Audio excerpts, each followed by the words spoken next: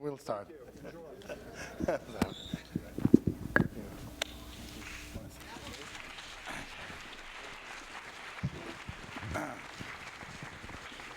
Well, to start, just I wanted to ask you how difficult was making this film? It was very difficult at many levels, mainly political levels, because it took me 10 years to get it to manage to get all the tribe people to say yes to the movie. And then it was a struggle, not a struggle, but it's not that it was difficult, but it was very tense, because all the people in the movie, the tribe people in the movie are actually the sons, the daughters, the sisters, or the brothers of the people who actually died there. So some of the guys that are in the film are playing their fathers who died. So they were of course, very cautious about not being portrayed as criminals, you know.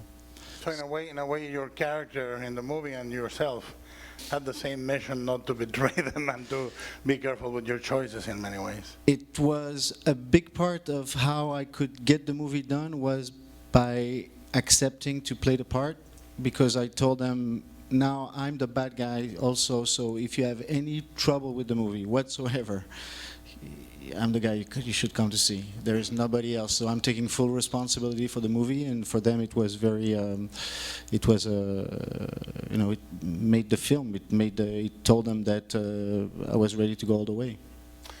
Now the movie makes, there are some choices both in image and how you treat the image that are very interesting, and the way you treat your characters. For example, in many of the crucial decisions the characters face, or moral decisions, you choose to shoot them from the back, not to see their face. And this is repeated several times in a very forward manner. What was behind that thought?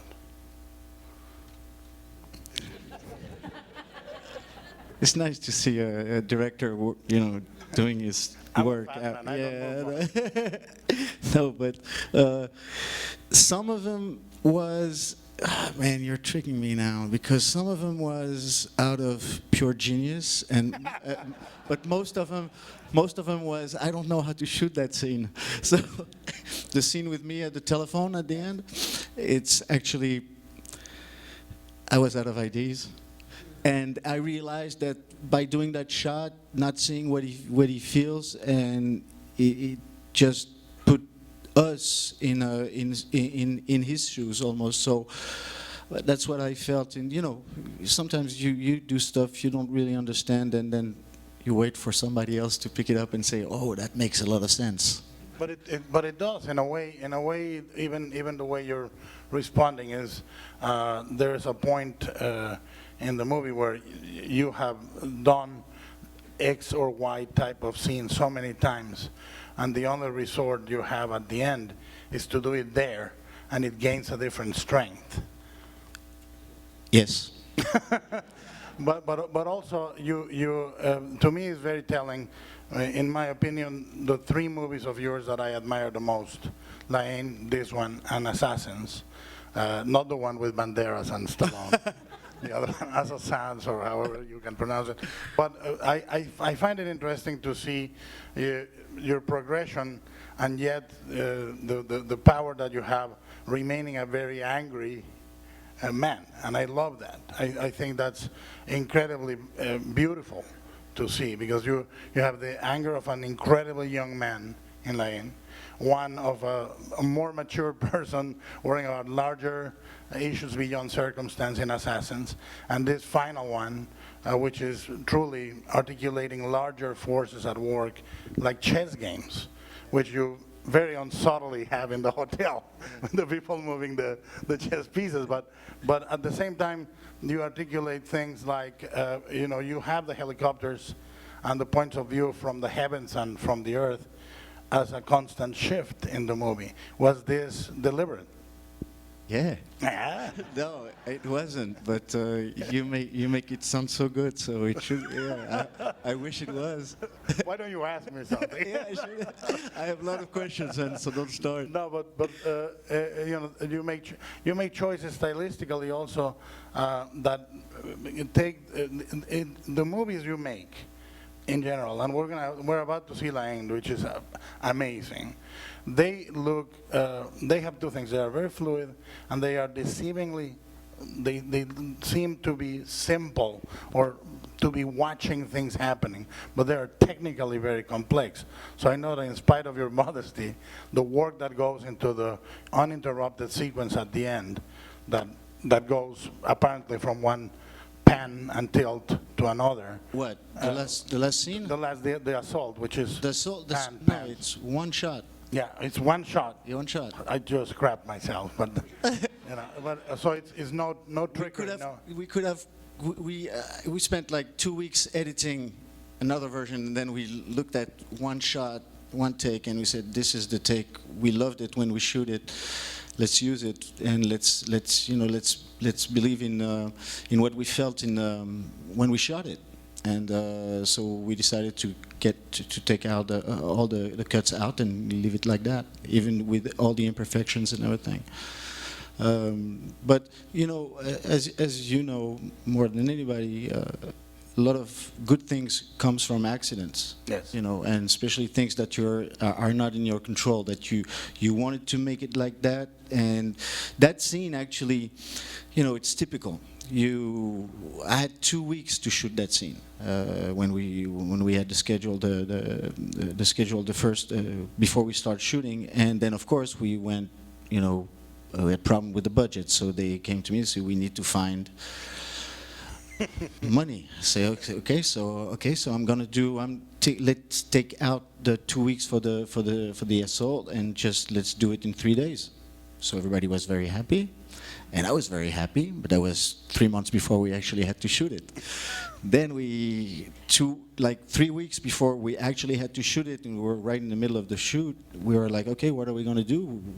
Actually, I need 2 weeks.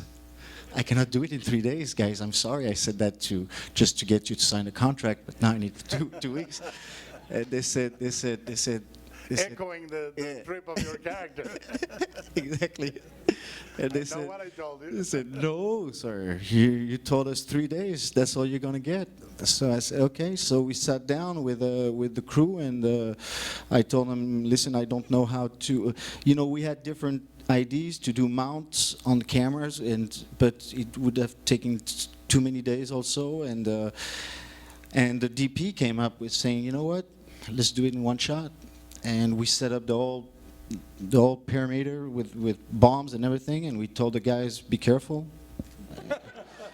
You know, sometimes we're gonna be sitting on one of your bombs, so don't let it explode on our asses or things like that. So, but it happened, and we did 3 takes, and so accidents like that. And that movie is, even though it took me 10 years, and the script had to be really, really nailed, so that, you know, nobody would come to me and say, he shouldn't say it like that. It shouldn't say us. It should say we. You know, it was very, very precise like that. But still, it was so chaotic and so not chaotic, but so alive that accidents had to happen, and we knew that that's where, you know, the real guts of the movie would be. And yet you have also an incredibly carefully planned sequence like the flashback, when the story is being retold. Yeah. You know, and then it's enacted and the characters appear and disappear. Yeah. The problem we had with the film is that I didn't want to make it look cool. I didn't want people to think, wow, it's a cool action movie. So that's why the movie is a little dry. That's why it's a little. Sometimes I wanted to have fun, but I couldn't because of the reality of history with a big H, And because it's a political movie, and all I was aiming at was to get the audience to feel the politics behind the story, the human story. That's what I was aiming at. That's why my character is low key. You don't want him. I don't care about his problems with his wife, really. That's why I'm filming him from the back, because I don't know what to shoot. You know, I don't want to see tears. I don't want to see anything. I just want people to feel that he's alone. Yeah. So shoot him from the back. And he lies to her. And, Even if it's a and he bit lies, blind, yeah, he yeah. says everything's going to be Yeah, fine. yeah, and he knows everything is not. So that's the main thing of the film, was to get the politics and the human struggle behind it, but not the. That's why the movie is dry. That's why it's like it's surgical sometimes, and it doesn't allow to get out of that canvas that we took 10 years to get straight. So it's interesting, but it's interesting to be stuck in reality, and that's something that I really like. That, oh shit, this could be a really cool scene. Yeah. But no, we can't. You have to restrain. We cannot, because you have to, and I had these big guys watching me going like, Yeah. so I'm like, okay, let's do it simple. But many of them, there are many moments. I mean, the helicopters as a character are introduced. They're hovering above everything, and sometimes that great shot of the shadow just passing by, or the air. It's almost like also forces beyond, the human size. Yeah, plus they are as human as can be. They are working with the earth, the sea, the sun, the air, and the army is the opposite. So, and the helicopters represents that menace. I didn't invent it. Fucking Coppola did. So there is no way for us, once you're in the jungle and you're gonna have helicopters, it's very difficult to get away from the master. Yeah. So just go with it. I said, fuck it. I have them. They're there. I'm even gonna use the fan. I'm just gonna do it like it should be done. With the helicopter and the sound, the whole thing. And people go, oh, is that a reference to Apocalypse Now? I'm like, no, but because it's difficult to get away from it, let's embrace it. So little things like that, and it means the same thing. It's a machine. It's a war machine. And the last shot that you see, where you see the two helicopters going away with the nets, actually, that's part of I didn't want to put it in the movie and to say, oh, look at this, but it's just the last image for everybody to understand. They carried the bodies of the people over the island and over the villages, and they dumped them at the airport. So that last image is that's what the helicopters means. But they have this almost mythical weight of everything, and you can see that from above the land is beautiful and the sea is blue.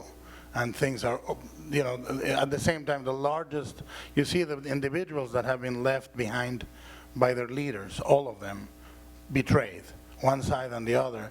Then you see the larger political forces, and then you go almost macro, and you see that the island is beautiful, the sea is blue, and all of that. But there's many choices that reminded me of 70s movies. Like it has the dryness of those great 70s political thrillers, but also more an approach to reality that was not compromised by genre.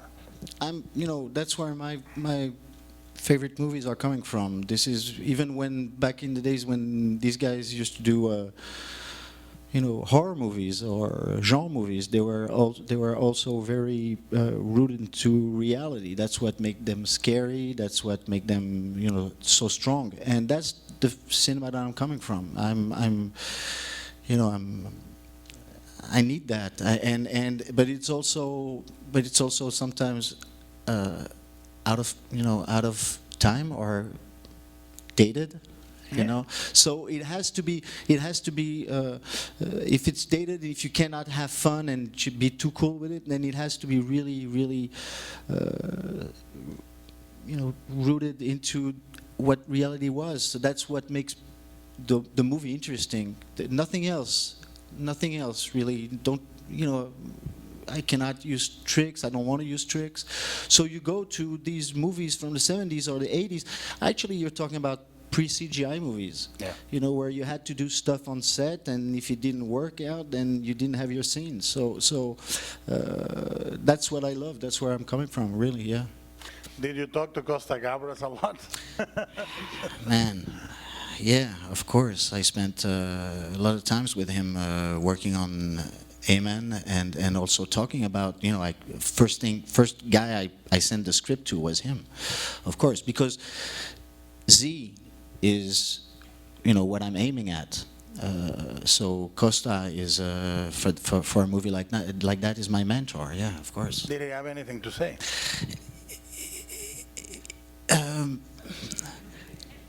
Bon chance. Yeah, bonne chance, exactly. Yeah, no, it was, it was like, he was, I could feel that he was happy to see that, somebody speaking up, because I told him, I wouldn't have done any of these movies, from La Haine, Assassin, or this one, if he wasn't there, if he didn't have, if he didn't make these movies. So I wouldn't be inspired like that. So I really, reach out to him and ask him and showed it. This is coming out of your films. So what do you think? And he said, go for it, Because sometimes, when it took 10 years to make a movie, I'm not talking about Hollywood politics. I'm talking about real politics. When you have to struggle so hard to get all these people and the politicians and the army and all these guys together in the same room. And did you get any threats? Did you? Oh yeah. Yeah. Oh yeah. Oh yeah. A lot of death threats from both sides. And but that's what makes it, that's what makes it very exciting, because you're like, no, but really, because you cannot go into a story like that and expect that everything is going to be fine, and it shouldn't be fine, because if it's fine, then it means that nobody cares. If people were so, it's 20 years ago, so people were there. They still have, memories are still very intact, and they are reliving these 10 days every, anniversary every year, and it's so you have to embrace the whole thing. But at some point, after 5 years of struggle, and I still wasn't sure, because they were saying, okay, we can do the movie. Then we go back there with the crew, and then we spend like a month over there, and then they say, oh no, we cannot shoot the movie. Nobody, you need 100% of the people to agree on that, and we don't. So you have to go back home. So we went back home. We spent like a lot of money and then I'm calling Costa, and I'm like, why do I do this? Why? Can you tell me why I should do this, and why I can't just have fun with my friends and doing a small film in Paris? And he said, because that's what movies are all about, and this is, you cannot go against what you feel you should do. So even if it's a struggle, even if it doesn't make any sense, then you have to do it. In my life too, and I know in your career, the biggest disappointments have come from the easiest decisions. The what? The biggest disappointments come from the easiest decisions. The easiest? The easy decisions. What is easiest? Easy. Easiest. Oh. Your accent. I'm sorry, sir. It's your accent. My Spanish accent is really bad. But now let me ask you about a couple of more choices. The choice you use, they seem pretty simple, but they're not. The way you deal with natural light, and there's a particular shot that I love when the light goes up in the shot. When they arrive at the beach. When they arrive at the beach, yeah. And the light changes. Yeah. And you accept that change. Yeah. Yeah, and you embrace it. Oh yeah, especially when you have the clouds coming in, and everybody says, "Oh, cut! You have a, how do you call it here? A false tint." Yeah. So I said, "No. It's, all these little things that are not supposed to be there are making this, are making the movies heartfelt." That's so what you're embracing the accident. I love. The accident. That's why I have problems with CGIs, because you needed to. Breathe. This guy just made the biggest movie ever. But we end up putting a lot of accidents on the CGI. Because, really? Voluntarily, yeah. I build flares and water on the lens. I muddy. We spend a lot of time creating an image, and then we muddy the lens or scratch the lens. So You try to. The accident is what makes things alive. But aside from the bipartisan approach to digital, no. but let me ask you something else. You also use very, very long lenses and focal shifts in the movie, which I think, are also reflective of the moral stuff and so forth. But you shoot stuff that is very complicated with very long lenses. Try like when you walk through the camp with your character. It's a really long lens. When you push through one guy doing something under a light bulb, and we go to you and you're writing on your diary, these are long lens shots that are keeping the focus very shallow. Yeah, but that's what we do with the camera. No, but That's what we're here for. Did you do it aside from the technical difficulty from an expressive point of view? Yes. Actually, I like to unity of time. It's very important on a movie like that, so that you don't feel that you're taking from 1 minute to another, and you don't know where. You have to stick with these characters. So, one shot is the best way to go. But to be able to do one shot and not to cut into a 2-minute scene, you need to, okay, so I'm going to use a long lens. I'm going to pull out, focus on this, then go. It is going to walk over there, and that's going to bring me to this, and I can do the whole scene like that, which is my problem, because sometimes I go so far that I lose the momentum of the scene, and then I'm in the editing room, and I don't have any shot to cut it with, so I have to use what I shot. And actually, if you don't protect yourself by doing, cover shots on big scenes like that, then you have to make it work. If you have them, you will use them. If you don't have them, then you have to find a way to make that work. Yeah, and that's what's exciting. But it's a risk that you have to take, and you have to embrace it, and that's part of the mistakes of a movie. And now, you directing a movie that is so complicated, so complex, and acting on it. Of course, it's not the first time you've acted on your movies, but does it get easier? Yeah. To direct an act? Yeah, very much. Yeah. It's one less actor to deal with, which is. Especially the lead, and I didn't want the guy to do anything, actually. So it would have been very hard for me to tell an actor, and every scene tell him, shut up. Don't be smart, don't try to look, So, yeah, it's easier. For me, it's easier because I'm in the middle of a film. You're right in the middle of it. And for a movie like that, where you have to be totally incorporated in it and just make it 100% your own, you have to be everywhere. And it feels so, and I was the captain. I was the captain for everybody. I was the captain for the crew. I was the captain for the actors. I was the captain for the Canucks. And I did my part. Even when we were in shooting, I was working out 2 hours every morning, wake up at 4:35 and ran into, a jog across that island and showed everybody that I was there. And I was, back in my shack and put my suit on and went to the set directly like that. And people knew that I was, and it was, when you have death threats and you're working with these big guys and you know that their lives depend on what you're doing.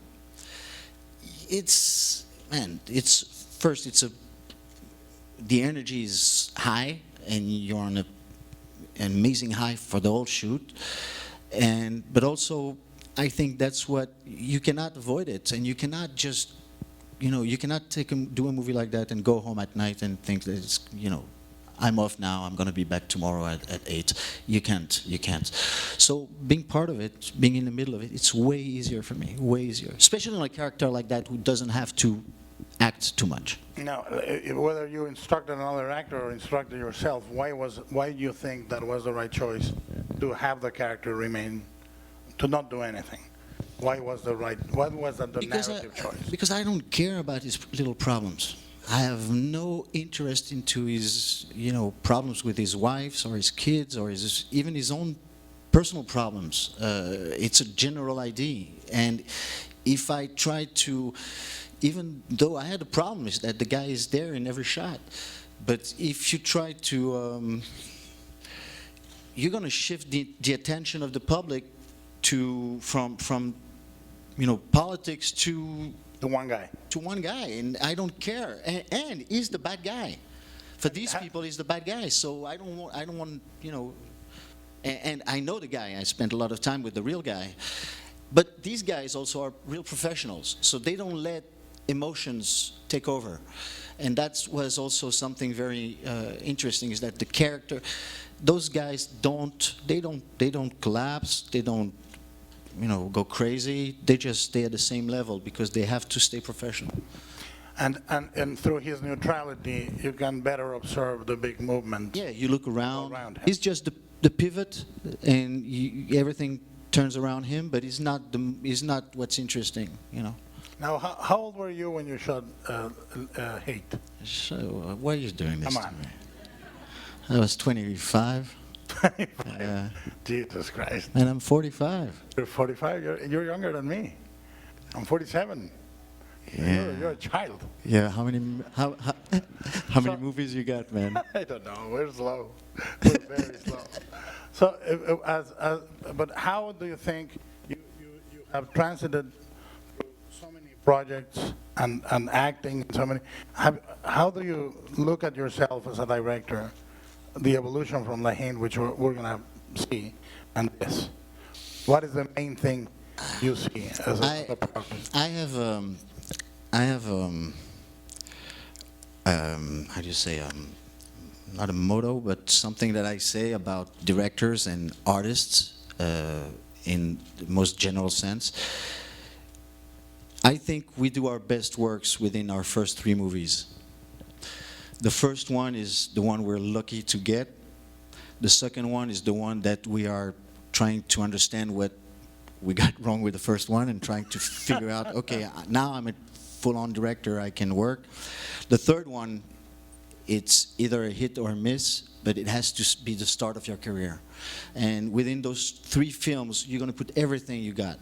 The rest, if you haven't made a hit after the 3rd movie, then you're going to struggle all your life. If you had make a hit within the first 3 movies, you'll struggle too.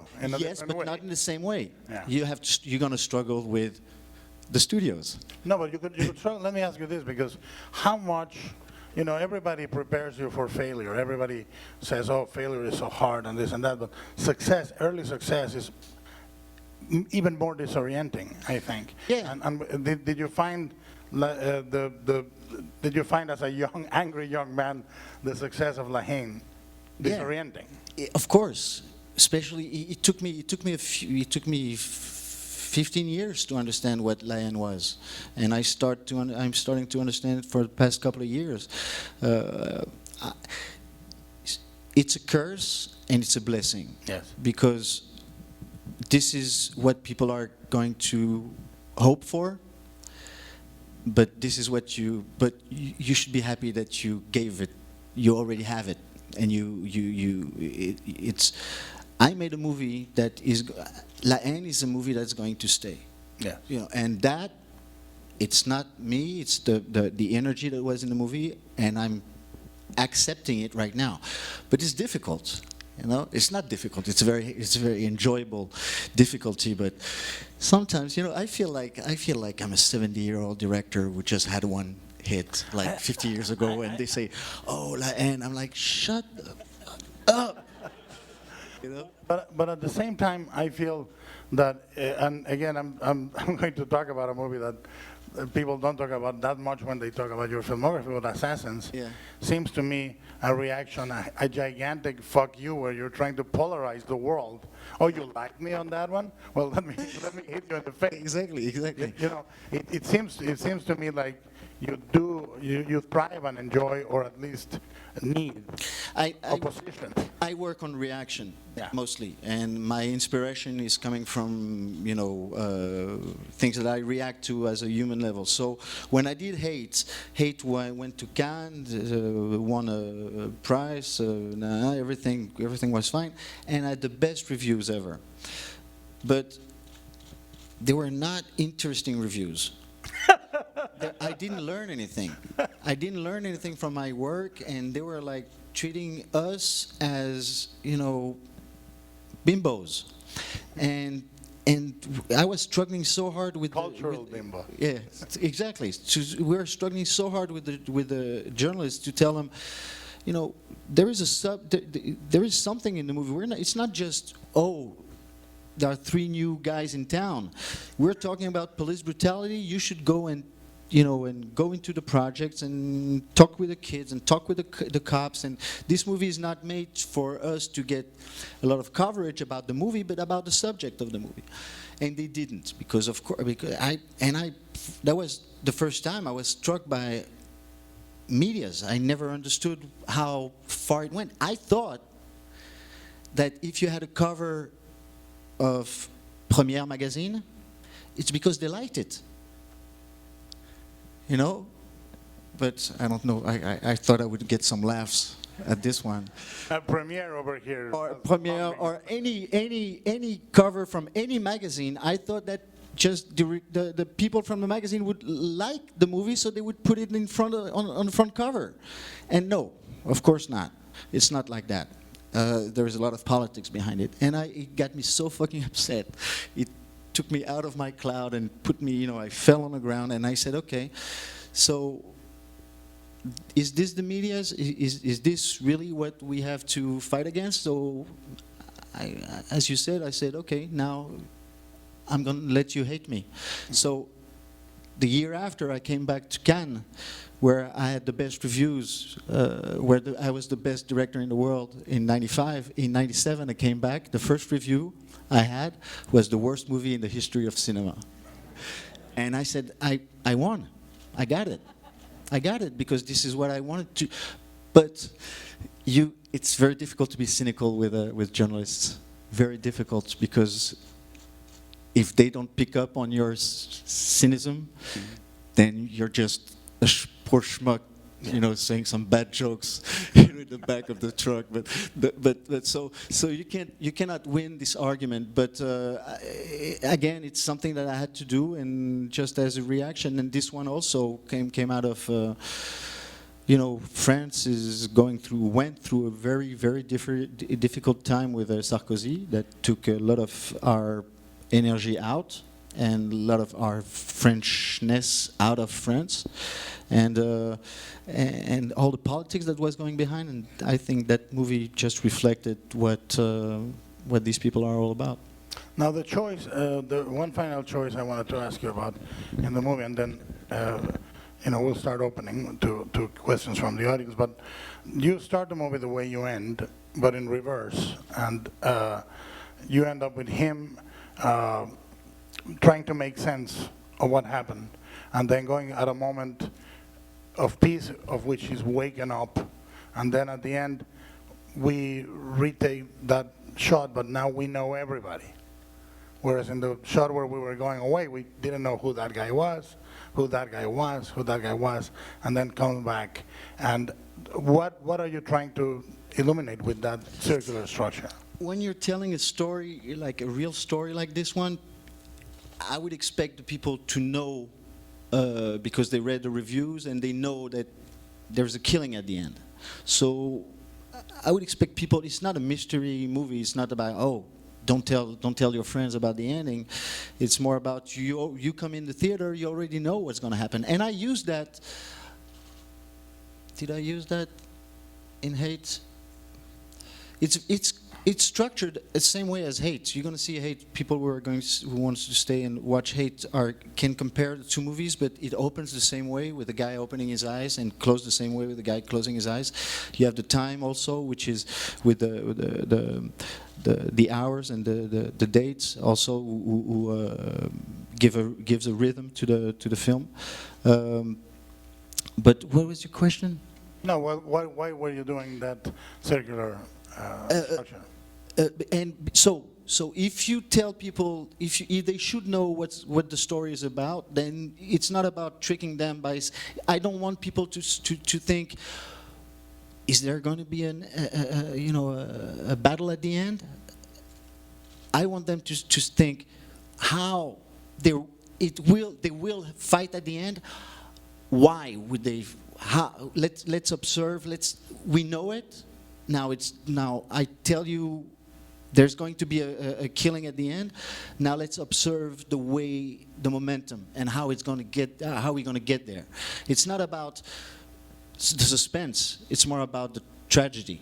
Yes, which needs to be observed objectively. Yes, that's why you need to get the characters as low key as possible and try to cover the whole. It's very difficult. It was amazing to do 2 hours and covering 10 days of so many details and so many important things. Every line, every little things, every little detail in the scene gives you information that I don't have to do a whole scene about.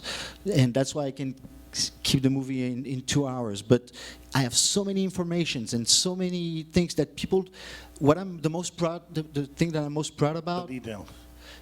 people understand the movie. They understand the story. They didn't have to struggle. I don't know. I hope you are like the others. But from now on, I haven't. People they don't struggle. They don't stop in the middle of the movie going like, "Who's that? Who's that? What did he say?" And that's very complicated. That's very complicated. So as you said, to make something look simple, it's the most complicated thing. It's the most complicated thing. It's not that complicated to do, battle scenes, but to do something subtle, damn, that's complicated. And the fact is, you have a character that is reliable narratively, but morally, Morally, it depends on who's watching him. Yeah. But it's a very small journey. Yeah. And he ends up closing his eyes and saying essentially, reaffirming what he knows. Exactly. Now I did the whole work. Now I know what happened. Now I can, get my own conclusions about that. Yeah. Yeah, beautiful. All right. Thank you very much. I just wanted to say I'm very happy that you're here. I discovered your work. With Chronos, I was at a special screening with some Jean-Pierre Jeunet and Caro, and we watched Chronos, and we were like, "What? Who is this guy?" And they hired Ron Perlman. And then they hired Ron Perlman from that movie. Yeah, they City hired of him. Lost Children. Yeah. So I got Perlman another job. You got Perlman. His career, man. He deserves all the jobs he can get. Yeah. So give it to him. Thank you. Well, we're going to open to questions from the audience, and if you can raise your hand, and I guess microphones will go to you, or you can shout. And can I ask you to remember to talk about the music as a punctuation? Oh, the music? Later? Yeah. Again, I'm sorry. We're going to take the questions. It's very rhythmic. Yeah. Sorry, I'm going to shut up. Don't leave. We're going to have girls dancing soon. Cheerios. Okay, so the music is, again, okay, so you get the whole picture and you're like, how I'm going to illustrate that with music? You're going to use violence, you're going to use like a 50-piece orchestra. Do you want to get people to cry? And how do you want people to cry? Do you want them to cry because of what he thinks or because of what's going on? But the thing is that music,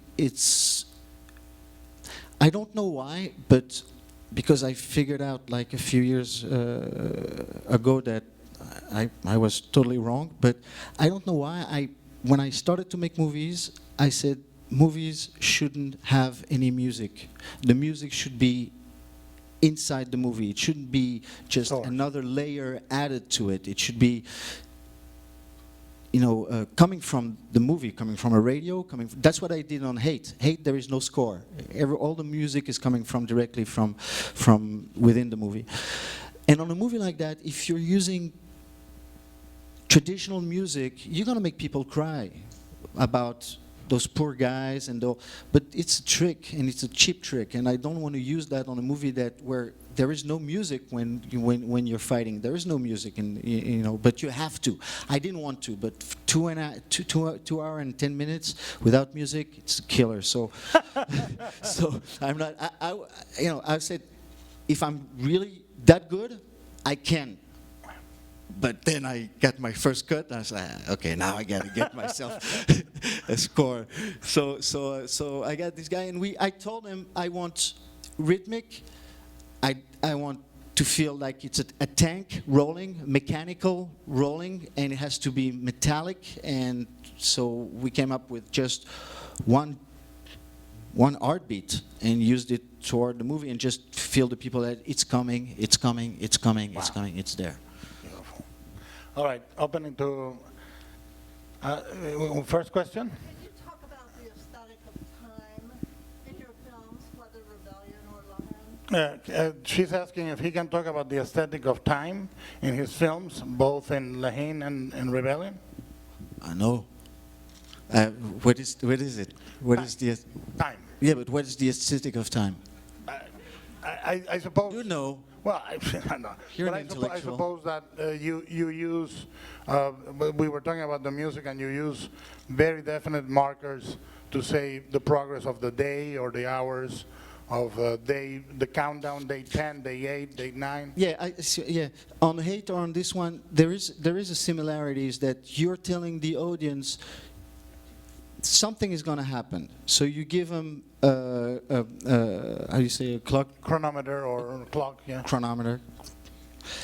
So and you tell them it's going to happen. It's a counter. It's something. It's going to happen when it hits 0. So time on a movie like Hate, take the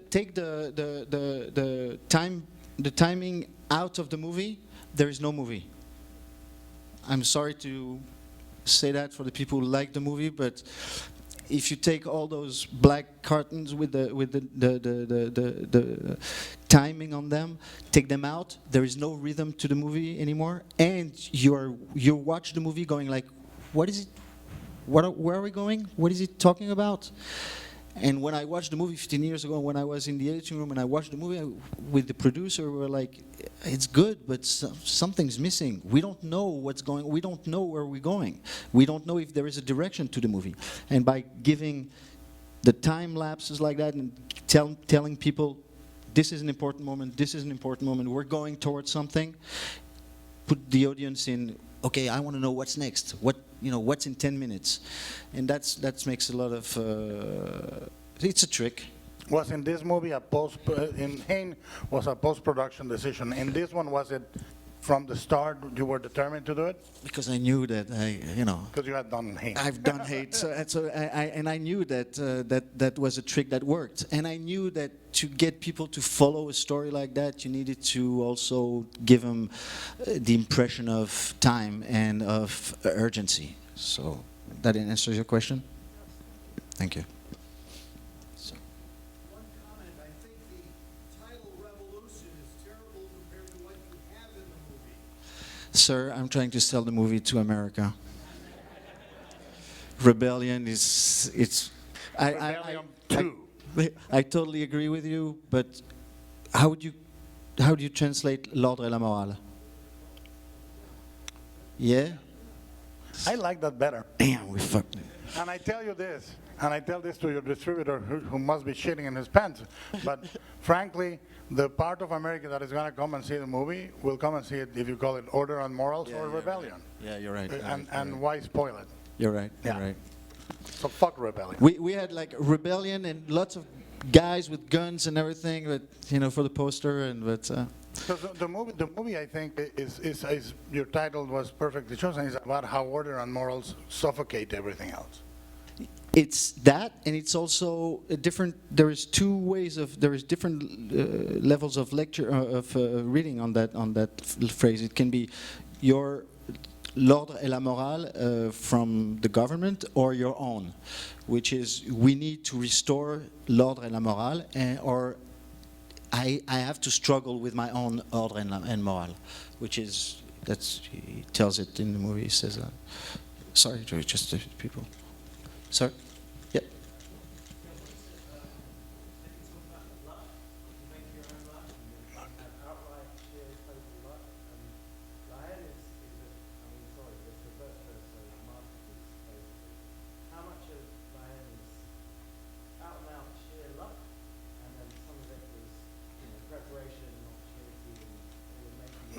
Let me repeat the question. He wants to talk about luck, and he says how much of La Haine, or the narrative in general, comes from sheer luck, or real planning and real talent, and it's not just a nice accent. It's a mix of both. It's a mix of both. You have to aim to something. You want to go. You want something. You have a dream in your head, and you're gonna use everything you can to get there. But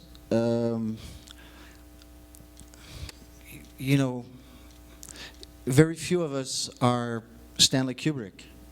And even, Right. even Kubrick. And even Kubrick. Even Kubrick. I mean, He tried to lower the accident probability to the minimum. Mm-hmm. So that's why when he wants to shoot a door in London, he gets a guy to cover all London for a year, and then he redoes it.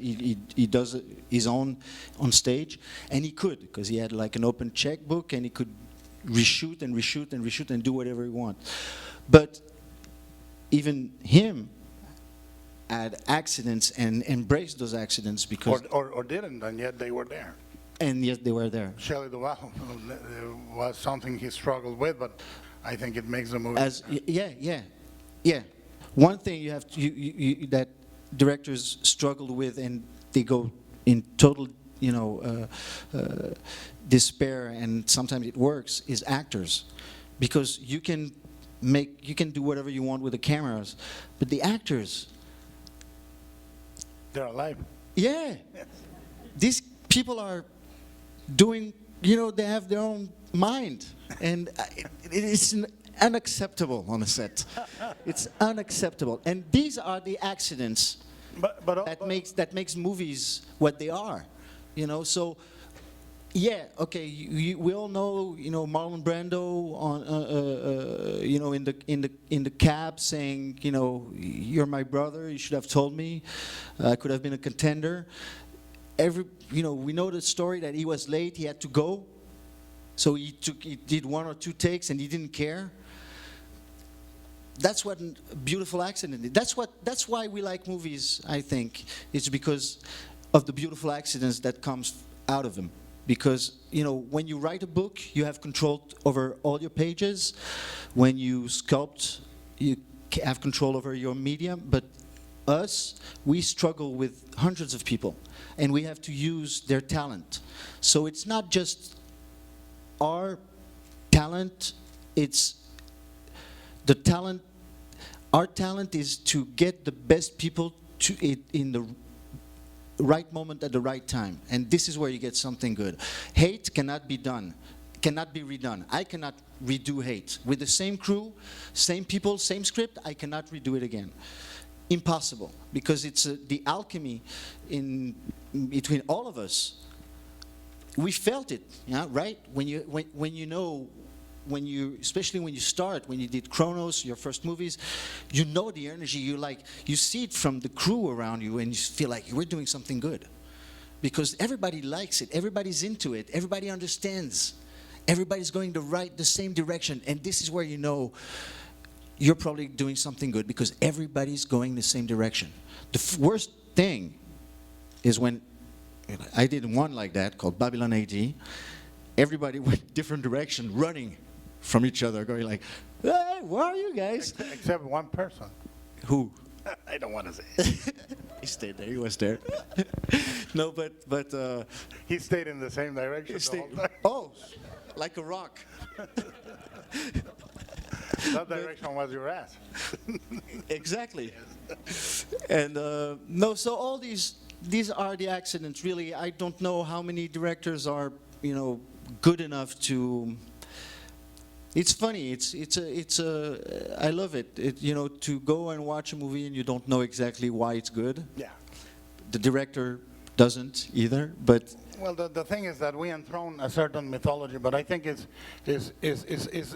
a beautiful calibration between the will to control and the capacity to accept the accident and embrace it. I mean, I think half of the craft of a director is crisis management. You have to. And there's a famous anecdote about Kubrick in one of the movies he shot with Kirk Douglas, where Douglas had an accident, and they stopped the movie for a certain amount of time, and Kubrick sent a letter, the most famous calculating director sent a letter to Douglas saying, "Could you please stay down a few more days? I'm just figuring out the movie."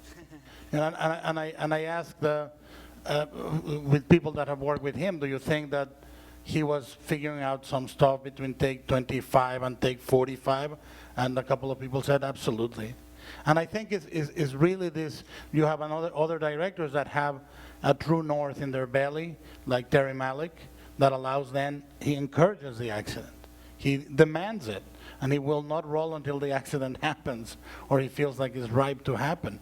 And I think it's different methods, but definitely it's a struggle between control and capturing the moment, Perfectly said. Because that's where we get our kicks, really. It's when something comes out of nowhere, we didn't expect it. And sometimes it takes us so much out of balance that it can flip a movie around, right? And that's what we need to keep also from these movies. And It's jazz. yeah, exactly. It's not Jazz. rigid music writing. You need to riff on the And day. it's not just a solo artist. It's many solo artists within a band, with somebody composed something, and then you have to go over it. Sometimes people go like, "Wow, that was magical." Sometimes it falls flat In front of everybody. in front of everyone. I'm curious about what the reaction to your movie was by the tribal people in Caledonia, in France, amongst the public and amongst politicals, and then broaden that out and talk about like your differential responses between American audiences and French audiences to your work. He wants to, I'll repeat the question. He wants to know the reaction to his movie amongst the tribes people, France, Mexico. No, and Always Mexico. Always Mexico. And his reactions to the reaction to his movies in general, the difference between European or French audiences and American audiences. I'm sorry, I gotta get up because this chair is treating me very badly. Let me do the same thing. Go ahead. So, say that again? Yeah, okay. So, because they liked it. They liked it. Everybody? Mexico included? Mexico, listen, you liked it? I did. So Mexico liked it. You So let's tell start. Mexico what to like. The tribe, in the tribe, when they saw it, what was their reaction? They already saw the movie before we finished it, so they were there every shot, and so when they saw the movie, they were really, what they wanted is, they wanted people to react to it and realize that they existed. That's what their main goal was, and not existed just as cannibals, like some people portray them, but as human beings. So that was very important for them. So for them, as I told you, this movie, that, in 2014, they're gonna have the vote for their independence, and that movie is going to be, I think, a strong element to the discussion. That's why I made the movie, because it's a political statement, and that's how they took it.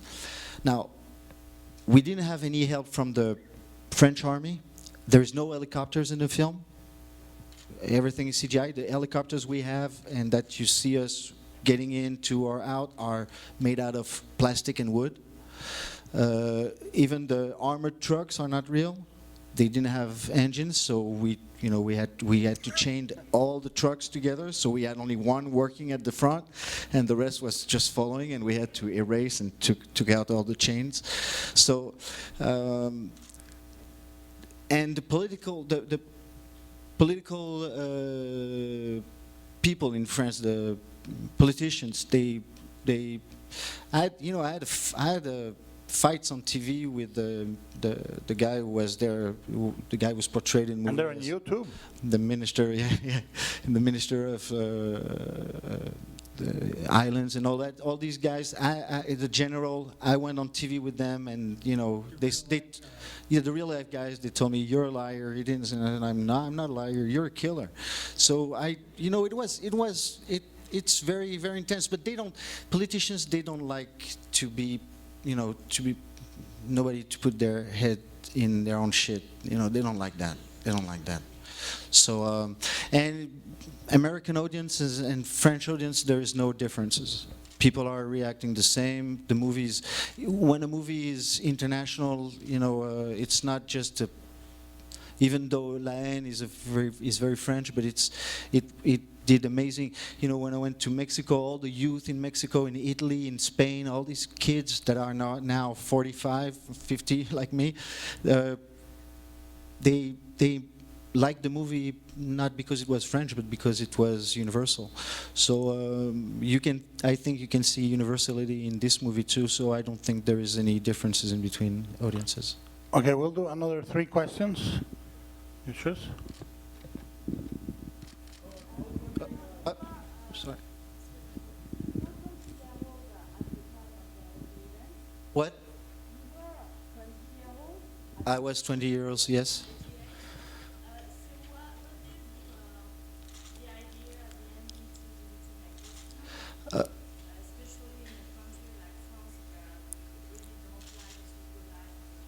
In our history. So why? Yeah. Can you repeat the question? Yeah. So why was I interested in a story like that? Because I was 20 years old when it happened. Because when I was 20 years old when it happened, and that was the first time I voted, and I voted for François Mitterrand. And 20 years after, I realized that what kind of bastard he was, and what kind of a tricky president and tricky politician he was, and all of them was. And because I was deceived 20 years ago, and the official version was not what reality was, and when you read the real story, you were like, this is a script. It's not even as, it felt strange sometimes. It was so amazing. You couldn't believe that it was a gift for a director, for a writer. You're like, it cannot be true. It was so real. It was so amazing. The real story is so amazing that we said, when we wrote the script, we said we stick to reality because we will have more fun with reality than by getting our own imagination to work. So that's why we make and also because you don't want a story like that to fade away. There's one What, here. you think the back is better than the front? You think it's racism? Okay, right. backs better be good, guys, because these guys were really good. Okay, so.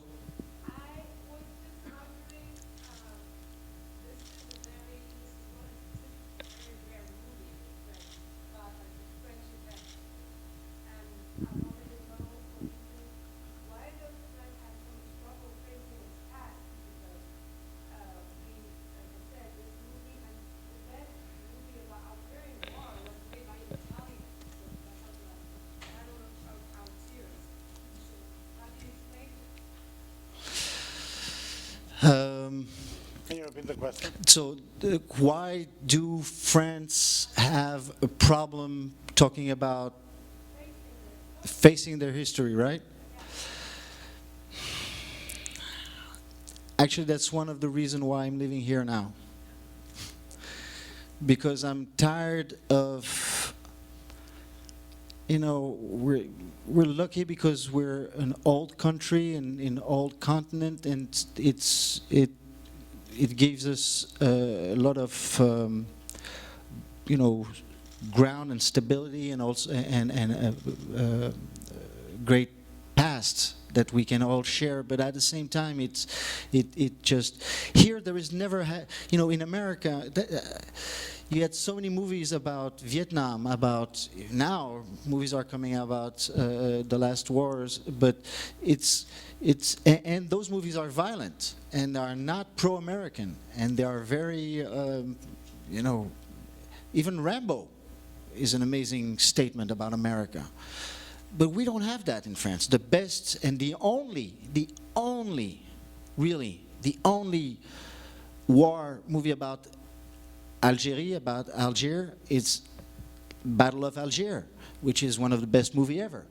But we cannot make a movie about that war in France because we are not over it yet. Because every day in the newspaper, every day the politicians in France are using that history to get elected, be elected. So racism is very constant and very. It's strange. It's very strange because we are an intellectual and open-minded country, but we're stuck into our own mistakes. And that's when when I prepped this movie, I went to see the war ministry, everybody. We went all the way up to Sarkozy, and we told them, if you make, just by giving us a jeep, we can go to the Kanak and say the army helped us because they understand your struggle. If they say that, it's the first step towards peace. It's the first step towards respect and towards understanding.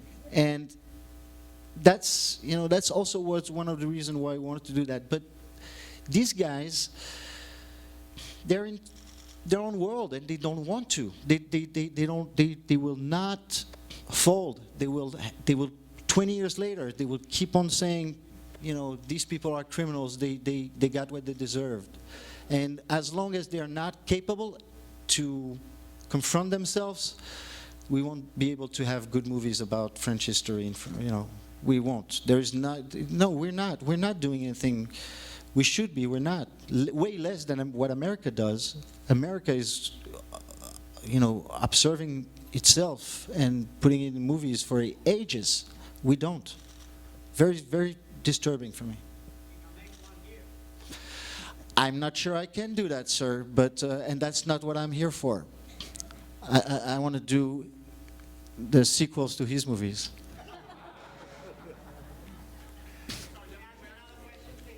One last question. What about your acting, which is free? You're a wonderful talent, not fully developed yet, or either going through various cultivations and so on. Have you ever done any Stylistic study? He's asking about his acting, which he finds talent that remains undeveloped, but very compelling. Allow me to be more specific. All right. The balance, you started by talking about the balance of your directorial function and the acting.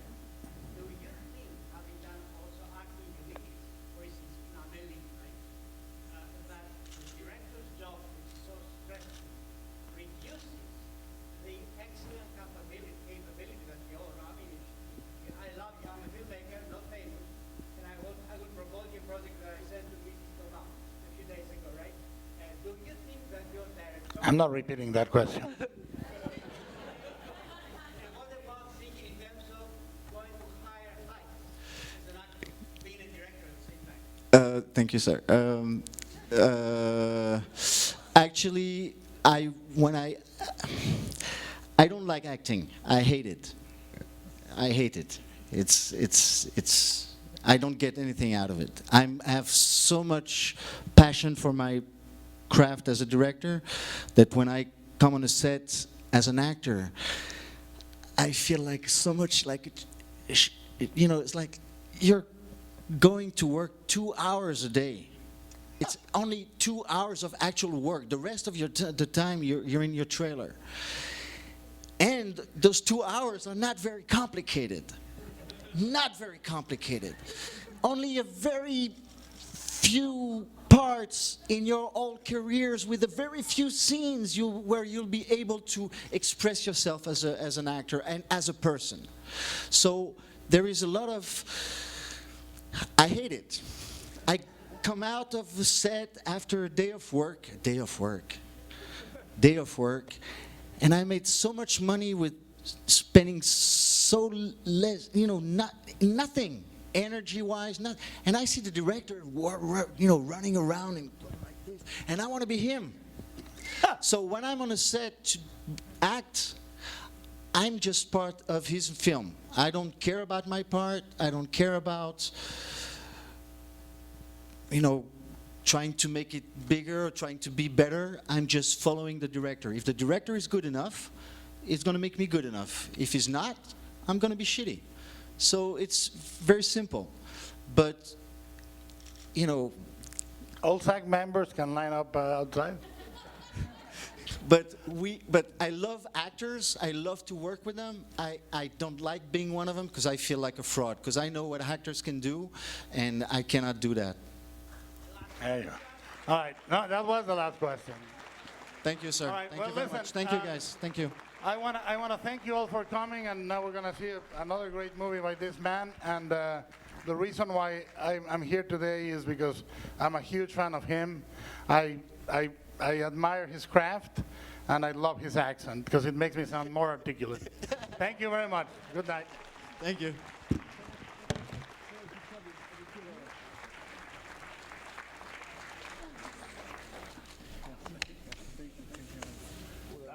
That's all. That is all, folks.